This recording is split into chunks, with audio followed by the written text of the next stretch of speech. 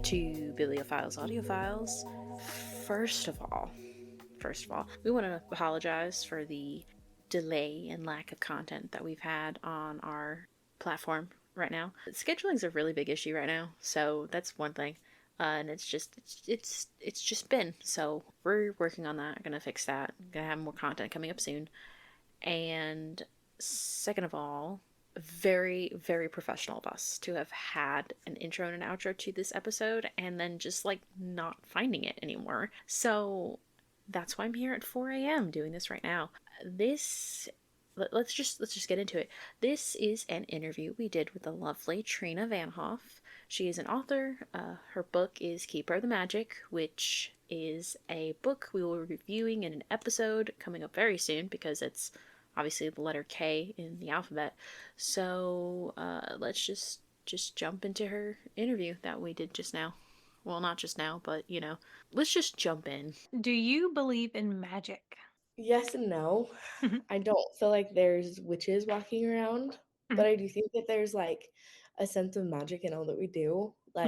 So my grandma actually grew up traveling with the circus. Her dad worked for the carnivals and for the circus, and so she got to experience a lot of like the gypsies.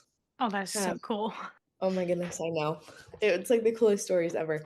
But she carried that so much into my mom's life and into my life, and I think there's a lot of inspiration from that of like we had like a happy jar that if you opened it, like the house just had to be happy. There was no other answer. Oh, Or that's like so sweet. made, like dance rainbows across the room that was like magic to us. So I think there's like a sense of magic that we bring to the world in our actions. Wow, that's really sweet. I love that. You said at the end of your book, and about the author part, that you are related to someone who was killed during the Salem witch trials. Could you expand upon that? Yeah. So I was all the way done with the book. It was with editors, and my uncle designs haunted houses in his free time.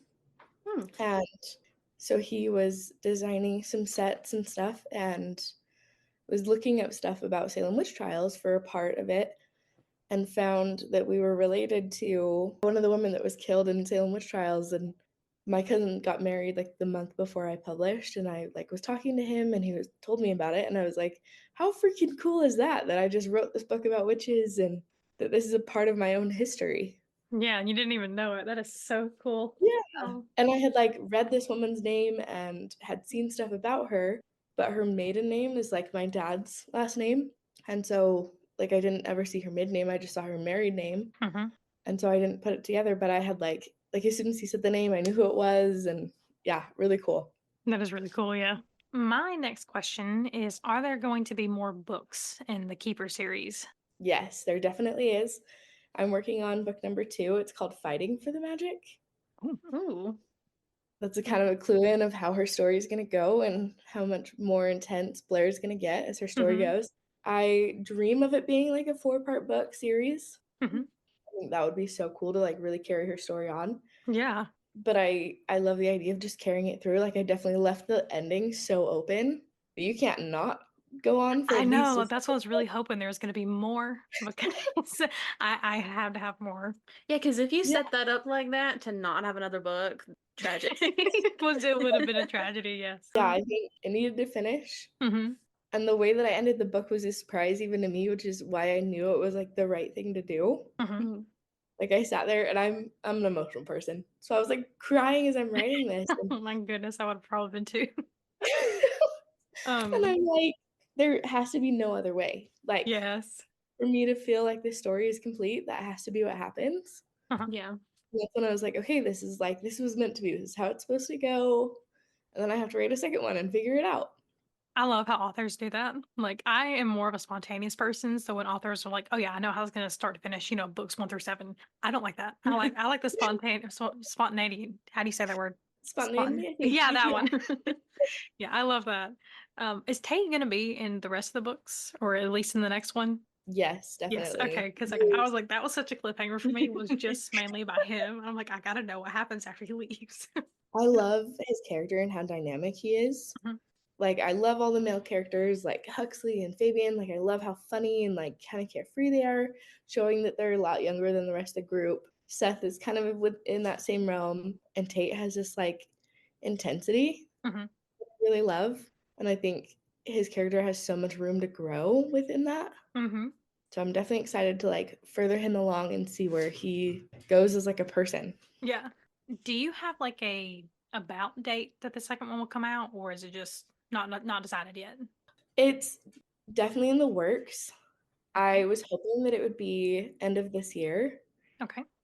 but I'm pregnant, due in October. So Oh my that, goodness, congratulations. thank you. So that kind of derailed that plan a little bit of like, I don't know how much writing's going to happen when I have a newborn, Oh my goodness, probably Yeah. not much at all, if I had to be honest. especially your first when you're still trying to grasp everything. So, Yeah. Yeah, I have two under two, so I oh, don't do that. If you ever want to do anything by yourself again, don't do that. Oh, no, they're sweet though. You'll get the hang of it around months 2 or 3. So my husband's done it before. He had a son when he was in mhm. high school, so I have like an older stepson. So I'm like, well, that helps a lot. I'm the oldest of 5. So I'm like, I do Yeah. have experience, but it's a little weirder when it's your own and you're like, I Yeah. can't mess it up. Like I'm Yeah. the whole thing now. I know, but not like I have 3 siblings that are younger than me, so like I was there when they were born, but then having my first completely different. So, Good to know. yeah, well, you'll get the hang of it probably, but oh, okay, you got the next one. Yeah, it's going to be completely different from the book. It's something I like to ask all the authors that we have interviewed so far. What advice do you have for someone who's wanting to become a writer? Ooh, I love that question. Definitely read and write as much as you can. Like I have been writing books since I was probably like 11. I would write little books on in notebooks all around my house, like in the summer especially, and like loved the idea of creating something. And it just finally like became a real thing when I was in my 20s and like was able to put actual effort into it. But I think the groundwork of like having written so much, but I know not everyone starts out so young like that. But I think definitely taking in books, like being a reader helps so much with being a writer because the way that you write is very different than the way that we have conversations. Mhm. And I feel like I struggled so bad to grasp that as a writer. Like characters sounded very stiff. Like I'm writing my second book. I just finished that, and that one's with an under, and it's like a standalone, very hallmarky romance. And my mom is one of the editors looking it over, and Oh, she's like, "You would not talk to Ari like this." So my best friend of since we were 9, she's like, "You would never talk to Ari like this. You'd never be like, your guests are waiting. You'd be like, go girl, like you are taking forever." yeah. I'm like, no, you're so right. But I think talking to people around you, kind of getting a feel of like, how do people actually talk in the real world Mhm. helped so much. You know, that's true because we're kind of in the middle of like writing our own book too. And Ooh, so exciting.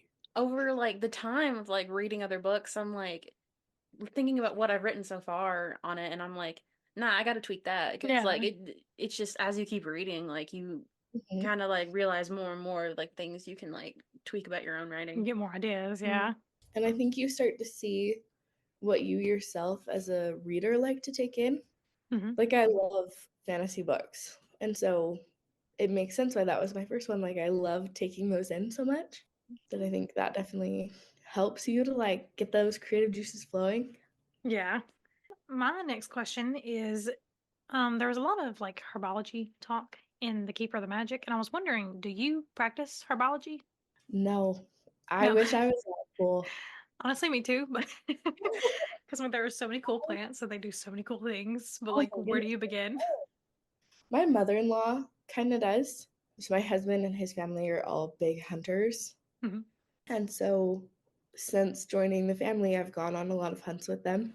And my mother-in-law will take my stepson and they will walk around and they will collect berries and different leaves and just come back and he'll rinse them off and he'll just eat them. And Oh like my she has goodness. all this like knowledge where I'm like, ew, that's so gross. That's out in the wild. Yeah. No, I I love that. understand the anxiety of that.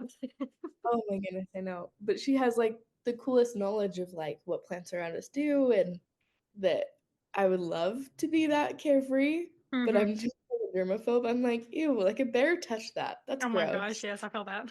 Apparently, acorns are not poisonous, and I learned that recently because my 1-year-old ate an acorn, a whole acorn, put the whole thing in his mouth, swallowed it Oh, whole. We had to go get X-rays, but I was freaking out because I thought they were poisonous, and apparently they're not. yeah. So I mean, I thought so too, and I was just like, oh. I've always been told not to eat them because they're poisonous, but apparently Yeah. they just taste Yeah, bad. Apparently, you can make acorn salad out of them. So really. That's so I had crazy. no idea. Yeah, the more you know. For real. And I was going to mention that I like the inspiration of the novel section, but I think you already mentioned that. Because Yes. I've never read that in a book, or because, like, usually one of our first questions on these interviews is like, where did you get your inspiration? But like, we didn't have that question because there was like a whole section of it, and I love that. Like, I've never Hmm. seen that before in a book. That was I really, really really cool. love when authors do that. Like, I love when they kind of give you an insight into their mind. Hmm. Hmm. Like, okay, where did this come from? Like, obviously, like, very classic. Like, my next book coming out is like a best friend brother romance, second chance romance. Like, there's not a lot of like inspiration that can come from that. Like, it's a classic trope that everyone loves. Hmm. But with one like this, it's like kind of so funky, and like you had to kind of create your own world for it. It was like there were so many parts of it that came from like my own family, and like my husband joking that me and my family are witches, or Hmm. being so close with my mom and my mom's sisters and having that crazy bond, that it kind of just like came out, and I was like, I feel like this is something people need to know. Yeah, Hmm. that was really cool. I really like the realism of it, how there Hmm. was like a family and like they all lived together and like they, walked around town and they practiced at the school. Like I thought that was really cool. Mhm. Yeah, I really like the realism of it because don't get me Okay. wrong, I like world building and like whole new worlds, but at the same time, I also like real stuff. So that was really cool for me. I think that's definitely where my pull of like practical magic was, of like having a little shop, and like they all kind of live together, and it's this like big old family bond. Hmm. Because if my mom lived here, that would be entirely, she would live next door if she could. Oh, that's sweet. That's totally how it would be. Like being pregnant, she's already been like, oh, if I lived there, I could be your full-time babysitter. And I'm like, don't think I haven't thought of that. Yeah. Like, Yes. Don't tempt me, No, that's sweet. Hopefully she'll be able to come down after you get the little one. yeah. Because I had I think you lived with me for 2 weeks after I had my first one. Like a week or two, Like yeah. a week or two, yeah. Because she had just moved from New Jersey. So Mm, she lived with me for a week or two, and it was really fun because I could go take a shower whenever I wanted to. that is awesome. Yeah. Yeah. Ah. Do you have any books that you recommend us to read on the podcast later? That was gonna be mine. Was Yeah. it? Okay. That's usually our exit question, I think. Yeah. Have you guys heard of the author Rachel Higginson? No, I don't think so. Oh my goodness. I love that woman's books so much. I started reading them at 12. And that's not to say that they're like a younger audience. I was reading like that larger books at that age, and my mom and I would both read her books and then like compare. We still do. Hmm. I don't know why I'm talking past tense. We still, if this woman puts a book out, she knows that there will be two people buying it Oh immediately. my goodness. But she has a series called Reckless Magic, and it's very similar vibe to my book in the feel of like the family closeness and like the magic, and this girl finding out she's a witch. And the world that this woman creates is absolutely amazing and insane, of like a royal family within magic, and like there's four different classes of magic you can have, and like it's such a good book to dive yourself into. Hmm. Even though it's written clean and very YA that a 12-year-old could read it, I don't feel like you're missing anything from reading this. Like the people that are obsessed with smut, I feel like they'd be so happy to like dive into this book and like just feel into these characters. Hmm. Yeah, anything by her is a 5 out of 5. Yeah, we'll have to add one of those to our TBR. Yeah, we just Yes. pulled up the series, and like the covers on that are so beautiful. Hmm. Oh my goodness. So her husband designs her covers, and I think that's the coolest thing ever. Yeah. Yeah, I love her books so much. They're so good, and I feel like they're an easy read. I feel like the first chapter, in the same way I feel about mine, there's so much background information that you need that it's kind of slow to get into. Mhm. Which if you're someone that like DNFs a book within the first 50 pages, I think that's kind of hard. Mhm. But if you tough it out for that first few chapters, it's so worth it. There are 7 books in that series. Are you recommending the first one? So the first 4 are like the main girl Eden. Those are her story. And then all the ones that follow are like the side characters. So like her brother, the guy she ends up with, his cousin. So you don't have to read those 4 to get the story. Okay, so they're just They're all just like kind of like, extra tied-in books. yeah, like Okay. to finish out certain characters, like her best friend, like you are dying to know, does she end up with a guy that you kind of need your own book to know and feel good about the ending. Yeah. Okay. Yeah, we will definitely add the first one to our TBR, but I think I'd probably read the rest of them all the time. Mhm. 'Cause I love those kind of books. So what got you guys started on doing like a podcast and a page? We just really like books. Well, I mean, also because like I have a degree in communication and media arts, so Fun. that deals a lot with like the media parts of I don't know, like news and Mhm. radio and what else? Like TV and all that stuff. And one of the things I really liked about being in college was being part of the college radio station, and we would always record little things and snippets and stuff. So a podcast kind of just made sense because I liked doing that stuff a lot. So Mhm. it kind of helps when you know how to record and edit stuff, you Yeah. know? So Yeah, You wanted to definitely. start a podcast, but you didn't know what about. that too, yeah. You wanted to start one with my brother, and he never came around and did anything. No, we were like So, coming up with like titles and everything. We're like, we can do this, and then it just yeah. never happened. Like we came And up with then, stupid titles yeah, I too. was like, what about books? And then you were like, okay. Yeah, I mean, I wanted to propose that to you actually, but then I was just like, I don't know if she'd be into it. Yeah, no. Mhm. As for me, I don't have a hobby. No, I read all the time. Like that was the only thing that got me through 8 months of exclusive pumping with my son, like my second. Because I would have to be tied to a pump like every 2 hours for at least 30 minutes. And I hated it and I wanted to quit so bad. So then I started reading more and I just haven't Okay. stopped. So Yeah. but reading helps a lot with a newborn because like even though you're tired and everyone says sleep when they sleep, that's a lie.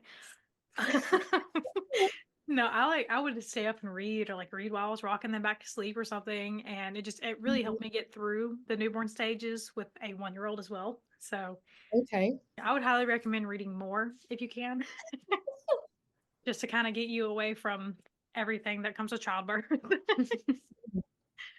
My husband was joking last night that when I go in to have the baby, he needs to make sure the Kindle's packed and his Switch is packed. He's like, then we're both occupied. That was the two We things are I brought fine. with me. My Kindle, my Switch. So yeah, he's on the right track. That's so cool. I love that you guys do this. Like, this is the coolest thing ever to me. Well, thank you. Yeah, we have been doing it since May, I think, so almost a year. Well, I think we planned it in May. I think we released the first episode in June, actually. And maybe in June, yeah. Yeah. But, anyways, is there anything else you wanted to talk about while we're still on here? No, I don't think so. Well, it has been a pleasure. It was really fun talking with you, and congratulations on your baby, and good luck. Thank you. It was so nice to meet you guys. It was nice meeting you. too. We hope you have a wonderful day, Great and we're to see sorry for you waking you up early. guys. No, it's totally fine. It was good. Okay, well, you have a great day. Thank you. You too. Bye. Bye. So, first of all, we want to thank Trena again for coming on the show. We really appreciate having the chance to talk to her and get to know her and all the other stuff that we talked about today.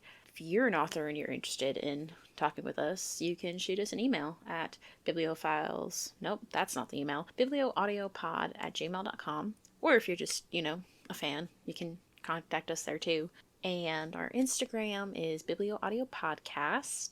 And you can check us out on Spotify, iHeartRadio, and YouTube Music now, actually. That's brand new. And our website, biblioaudiopod.com, is the thing. There's stuff on there that is available for you to look at, so you should go check it out, because that'd be amazing. And that's about it. So we will see you in the next episode. Bye-bye.